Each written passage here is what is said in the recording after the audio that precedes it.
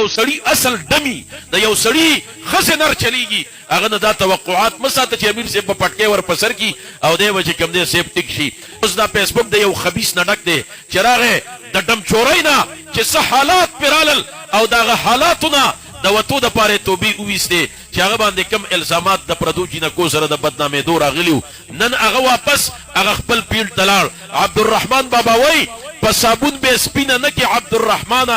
هغه شړای چې د وړای اصل تور دی چې د یو سړی اصل دمی د یو سړی خزنر چلیږي هغه نه دا توقعات مساته چې امیر صاحب په پټکي ور پسر کی او دی وجه کم دی سیب ټیک شي. لہذا محترم معززانو په هغه خبرو هغه ته ټیک ټاک ملاوي دی نن د خپل بچي د پښتون چې گوا نن د دنه ټیک ټاکر جوړ ک نن دغه پښتون نوجوان دای د یوې پردی پښتنې پیغله سره په ټیک ټاکو کې چې کوم دی لا یوراولي او چې کوم خبرې یو بل تکي د سپینګیرو نه تاسو کا دا په پجون کې غوي پشپکه د خپل خزي سره یوازې دا قسمه خبرې نه کړي. نن د دې بچی نه هغه د ټیک ټاکر جوړي او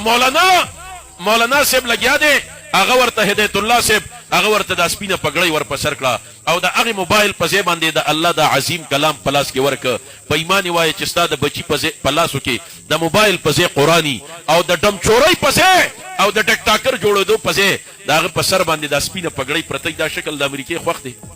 تاسو ته وایم دا شکل داغه خوخ دی.